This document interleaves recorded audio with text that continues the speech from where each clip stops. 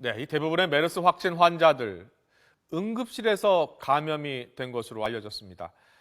오늘 YTN에서도 속보로 전해드렸습니다만 임신부 확진 환자 또한 응급실에서 감염된 것으로 전해지고 있습니다. 왜 이렇게 응급실에서 많은 감염자가 발생하는 걸까요? 응급실이 이 메르스 감염에 취약할 수밖에 없는 이유는 어디에 있을까요? 전문가들의 이야기 들어보시죠.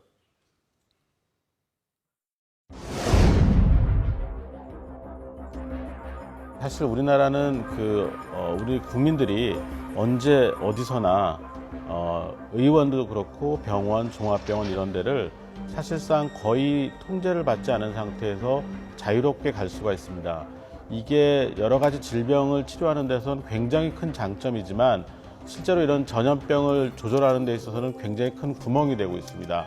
자가격리나 이런 것들을 충분히 했다면 모르지만 그렇지 않은 경우에 또 다른 밀접 접촉자를 만들고 그게 또 다른 감염을 일으키고 이런 확산의 가능성이 있기 때문에 사실 방역 대책이 잘 이루어졌다면 지난주쯤에 이제 소강 상태를 이뤄서 이번 주면 이제 끝나야 되는 그런 상황인데 지금 그게 제대로 이루어지지 않은 상황입니다.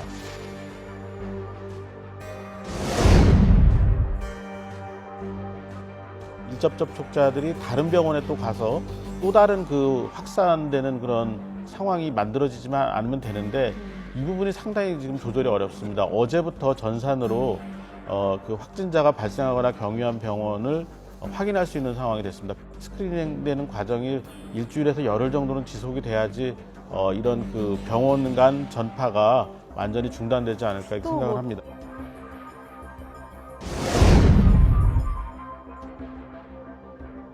요즘은 이제 대형병원 응급실에서는 응급실에 들어가기 위해서 사전에 소위 말하는 이제 트리아지라고 그래가지고 환자의 증상에 따라서 이 환자를 응급실에다가 진료를 받게 할 건지 아니면 다른 이 중소병원으로 환자를 회송할 건지에 대한 작업이 이루어집니다.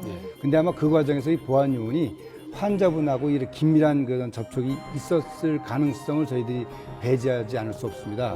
따라서 그 과정에서 이 환자분의 이 비말이 이제 보안 요원에게 전달이 돼서 이 환자가 이제 결국은 새로운 또 이 접촉자가 만들어졌고 또 그로 인해서 환자가 발생한 것이 아닌가 이제 그렇게 생각을 할 수가 있죠.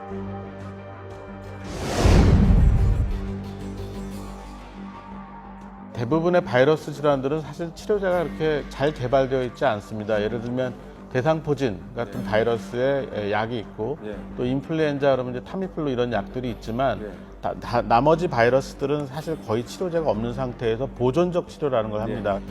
이 과정을 통해서 바이러스를 우리 몸의 면역체가 스스로 이겨내고 나갈 때까지 버텨주는 거죠. 이런 치료가 상당히 우리나라는 발전되어 있습니다.